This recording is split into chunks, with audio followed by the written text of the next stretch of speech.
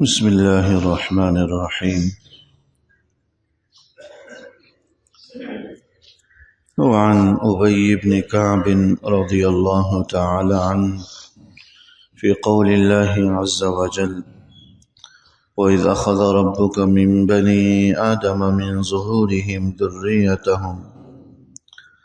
قال جمعهم ثم صورهم فاستنطقهم فتكلموا ثم أخذ عليهم العهد والميثاق وأشهدهم على أنفسهم ألست بربكم قالوا بلى قال فإني أشهد عليكم السماوات السبع والأرضين السبع وأشهد عليكم آباكم آدم أن تقولوا يوم القيامة لم نعلم بهذا اعلموا أنه لا إله غيري ولا رب غيري ولا تشركوا بي شيئا إني سأرسل إليكم رسلي يذكرونكم عهدي وميثاقي وأنزل عليكم كتبي قالوا شهدنا بأنك ربنا وإلهنا لا رب لنا غيرك ولا إله لنا غيرك فأقروا بذلك۔ یہ 122ویں حدیث مبارک ہے جو حضرت ابی بن کعب رضی اللہ تعالی عنہ سے منقول ہے۔ حضرت ابی بن کعب رضی اللہ تعالی عنہ کا شمار قرائے صحابہ کرام میں ہوتا تھا، یعنی ان صحابہ کرام میں ہوتا تھا جو حضور علیہ السلام کے زمانے سے ہی قرآن کریم پڑھنے پڑھانے کا اور اس کے سکھلانے کا عمل انجام دیتے تھے۔ ان کے بارے میں آتا ہے کہ قرآن کریم اس طرح پڑھا کرتے تھے کہ گویا کہ خود ان پر قرآن نازل ہوا۔ بعض روایات کے اندر آتا ہے کہ ایک مرتبہ حضور علیہ السلام نے ان سے فرمایا کہ ابی مجھے قرآن پڑھ کر سناؤ، کیونکہ اللہ نے مجھے کہا ہے کہ تم ابی سے قرآن سنا کرو، یہ ایسا صاف ستھرا پڑھتے ہیں۔ تو حضرت ابی بن کعب رضی اللہ تعالی عنہ بار بار حضور سے دریافت کرتے تھے کہ اللہ سمانی، کہ اللہ نے میرا نام لے کر کہا ہے، میرا نام لیا ہے۔ یہ بات اللہ کا ان کا نام لینا ان کو اتنا دل کو بایا کہ بار بار پوچھتے رہتے کہ کیا اللہ نے میرا نام لیا ہے کہ ابی سے قرآن سن۔ تو اس طرح اللہ جل شانہ نے آواز اور ایسی پڑھنے کا طریقہ اللہ نے ان کو عطا کیا تھا کہ خود حضور علیہ السلام ان سے قرآن سنا کرتے تھے۔ تو قرآن کریم کی اس آیت کی تشریح میں حضرت ابی بن کعب رضی اللہ تعالیٰ عنہ فرماتے تھے، اور آیت یہ تھی وَإِذْ أَخَذَ رَبُّكَ مِن بَنِي آدَمَ مِن ظُهُورِهِمْ ذُرِّيَّتَهُمْ، کہ جب تمہارے رب نے حضرت آدم علیہ السلام کی اولاد کو ان کی پشت سے باہر نکالا، ان کی پشت سے باہر نکالا۔ اس کا ذکر پہلے بھی آیا ہے کہ اللہ جل شانہ نے حضرت آدم علیہ السلام کی پشت پر ہاتھ پھیرا تو جتنی بھی قیامت تک آنے والی ان کی اولاد تھی وہ ساری کی ساری باہر نکل آئیں، یعنی ان کی روحیں باہر نکل آئیں۔ یہ عالم ارواح کا واقعہ ہے۔ قال جمعهم ثم صورهم، تو حضرت ابی اس آیت کی تشریح میں فرماتے ہیں کہ اللہ جل شانہ نے ساری اولاد آدم کو جمع کیا، ثم صورهم، پھر ان کو صورتیں اور شکلیں عطا کی کہ فلاں کی یہ شکل، فلاں کی یہ صورت، فاستنطقهم، اور انہیں قوت گویائی بخشی، بولنے کی طاقت اللہ نے عطا کی، کیونکہ کتنی مخلوقات اللہ کی ہیں جنہیں بولنے کی یہ طاقت حاصل نہیں۔ جانور ہیں ان کو یہ قدرت حاصل نہیں ہے۔ جانوروں میں بھی سینکڑوں قسم کی مخلوقات ہیں، سمندری مخلوقات، خشکی کی مخلوقات، جنہیں بولنے کی قدرت اور طاقت نہیں۔ فاستنطقهم، تو شکل و صورت دینے کے بعد اللہ جل شانہ نے انہیں قوت گویائی بخشی۔ فتکلموا، لہذا انہوں نے اولاد آدم نے اللہ جل شانہ سے کلام کیا۔ ثم اخذ علیہم العہد والميثاق، پھر اللہ جل شانہ نے ان سے عہد لیا، ایک معاہدہ لیا۔ وہ کیا تھا؟ وہ قرآن کریم کی آیت کے اندر ہے، وَأَشْهَدَهُمْ عَلَىٰ أَنفُسِهِمْ أَلَسْتُ بِرَبِّكُمْ، اللہ جل شانہ نے ان سے یعنی اولاد آدم سے اپنی ذات کے حوالے سے گواہی لی، الست بربکم، کیا میں تمہارا رب نہیں ہوں؟ تو سب نے، جتنے بھی اولین اور آخرین تھے اور قیامت تک آنے والے آخری انسان تک جتنے بھی تھے، سب نے بیک زبان یہی گواہی دی، بھلا کیوں نہیں، آپ ہی ہمارے رب ہیں۔ تو اس وقت تو ہر ایک نے گواہی دی، لیکن پھر دنیا میں آنے کے بعد کوئی انکاری ہو گیا، کسی نے اس چیز کو ہی جاننے سے انکار کر دی۔ جن کو اللہ جل شانہ نے ایمان کا خاصہ عطا کیا ہو، ایمان کی لطافت اور اس کی حلاوت عطا کی ہو،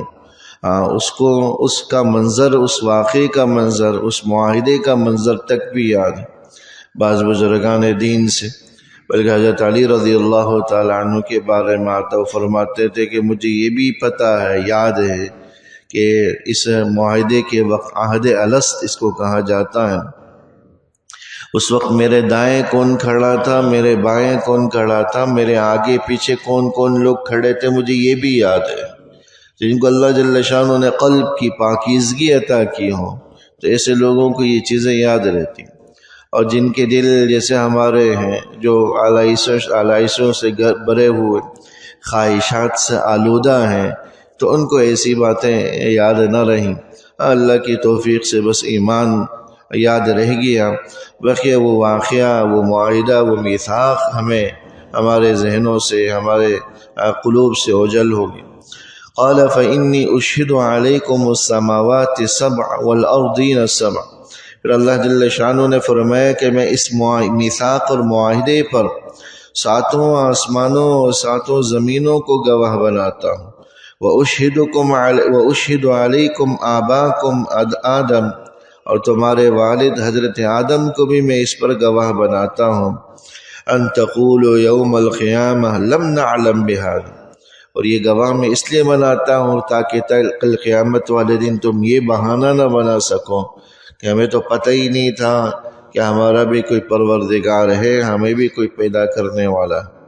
پھر اللہ جل شانہ نے اولاد آدم سے خطاب کرتے ہوئے فرمایا، اعلموا انہ لا الہ غیری، جان لو کہ میرے سوا کوئی معبود نہیں، ولا رب غیری، اور میرے سوا کوئی پروردگار نہیں، کوئی رب نہیں، ولا تشرکوا بی شیئا، اور نہیں میرے ساتھ کسی کو شریک ٹھہراؤ، انی سأرسل الیکم رسلی یذکرونکم عہدی و میثاقی، تمہیں تو شاید یہ عہد و میثاق یاد نہ رہے، لیکن میں تمہاری طرف اپنے رسول بھیجوں گا، اپنے قاصد بھیجوں گا، پیغمبر بھیجوں گا، اپنے نبی بھیجوں گا، جو تمہیں تمہارے اس عہد و میثاق کو یاد دلائیں گے۔ لہذا انبیاء کرام علیہ السلام نے آ کر ہمیں اسی بات کی یاد دہانی کرائی کہ ہم سب نے ایک معاہدہ اللہ سے جو ہے عالم ارواح کے اندر کر رکھا ہے، وہ عہد الست کا ہے۔ ہم سب نے بیک وقت بیک زبان یہ گواہی دی ہے کہ اللہ ہی ہمارا رب ہے، اس کے سوا کوئی معبود نہیں۔ یذکرونکم عہدی و میثاقی وانزل علیکم کتبی، پھر اللہ جل شانہ نے اولاد آدم سے کلام کرتے ہوئے فرمایا کہ میں ان قریب تم پر اپنی کتابیں بھی بھیجوں گا، نبیوں کے ذریعے، انبیاء کے واسطے سے۔ قالوا شہدنا بانک ربنا و الہنا، تو پھر بھی ساری اولاد آدم نے بیک زبان کہا کہ ہم اس بات کی گواہی دیتے ہیں کہ آپ ہی ہمارے رب ہیں، آپ ہی ہمارے معبود ہیں، لا رب لنا غیرک، آپ کے سوا ہمارا کوئی معبود نہیں، ولا الہ لنا غیرک، آپ کے سوا نہ ہمارا کوئی رب ہے اور نہیں آپ کے سوا ہمارا کوئی معبود ہے۔ فاقروا بذلک، اور سب نے یہ معاہدہ کر لیا، سب نے یہ عہد کر لی۔ ورفع علیہم آدم ینظر الیہم، یہ عالم ارواحی کا واقعہ ہے کہ جب اللہ جل شانہ اولاد آدم سے ہم کلام ہو کر فارغ ہو گئے، عہد میثاق لے لیا گیا، پھر حضرت آدم علیہ السلام کو اونچا کیا گیا تاکہ وہ اپنی ساری ذریت کو، اولاد کو دیکھ لیں۔ فرع الغنی والفقیر وحسن الصورہ ودون ذلک، حضرت آدم نے اپنی اولاد میں دیکھا کہ ان میں کچھ بہت زیادہ مالدار ہیں اور کچھ بالکل فقیر ہیں، کچھ انتہائی خوبصورت ہیں، کچھ جو ہے بدصورت ہیں۔ فقال ربی لولا سویت بین عبادک، یہ جو اس قدر تفاوت، کوئی بہت زیادہ مالدار، کوئی بہت زیادہ غریب کہ کھانے پینے کا بھی محتاج، کوئی خوبصورت کوئی بدصورت، کی تفریق دیکھتے ہوئے حضرت آدم علیہ السلام نے اللہ جل شانہ سے یہ پوچھا، لولا سویت بین عبادک، کہ اگر آپ اپنے بندوں کو برابر ہی کر دیتے، یعنی سارے کے سارے ایک جیسے ہوتے، سب کے سب مالدار ہوتے، سب کے سب خوبصورت ہوتے، تو کیا یہ اچھا نہ ہوتا؟ تو اس پر اللہ جل شانہ نے یہ جواب دیا، انی احببت ان اشکر، میں یہ چاہتا ہوں کہ میرے بندے میرا شکر ادا کرے، میرا شکر گزار بنے، اس لیے تفریق رکھی گئی۔ یعنی بتلایا گیا کہ اگر سب کے سب دنیا میں مالدار ہوتے، سب کے سب خوبصورت ہوتے، تو شاید کوئی شکر ادا نہ کرتا، لیکن کچھ کو اللہ نے مال دیا، کچھ کو غریب رکھا، لہذا جن کے پاس مال ہوتا ہے وہ غربا کو دیکھ کر اللہ کا شکر ادا کرتے ہیں کہ اللہ آپ نے ہمیں مال عطا کیا، تیرا شکر ہے۔ اور جو غریب ہیں، جن کے پاس کچھ نہیں، وہ مالداروں سے زیادہ مطمئن ہے کہ ان کے پاس مال نہیں ہے، کل قیامت کے دن ان سے مال کی باس پرس نہیں ہوگی، ایک ایک پائی کا سوال ہوگا۔ بعض روایات کے اندر آتا ہے کہ اس امت کے غرباء فقراء مالداروں کے مقابلے میں 500 برس پہلے جنت میں جائیں گے،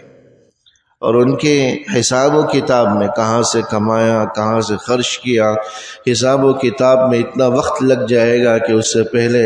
غرباء فقراء جنت میں مزے کر رہے ہیں۔ تو یہ فضائل جب غرباء فقراء سنیں گے تو وہ بھی شکر ادا کریں گے کہ اللہ آپ نے ہم پر فضل کیا،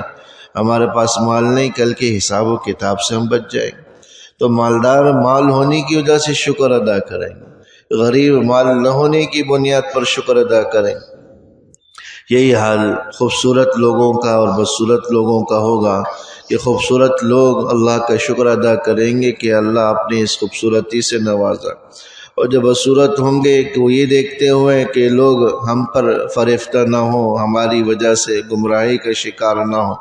اس کی وجہ سے وہ اللہ کا شکر ادا کریں۔ تو اس لیے اللہ جل شانہ نے برابری نہ ہونے کی وجہ یہ بیان کی، انی احببت ان اشکر وَرَأَ الْأَنْبِيَاءَ فِيهِمْ مِثْلَ سُرْشٍ۔ حضرت آدم علیہ السلام نے دیکھا کہ ان کے اولاد میں کچھ انبیاء بھی ہیں جن کے چہرے چراغوں کی مانند روشن ہیں، علیہم النور، ان پر جو ہے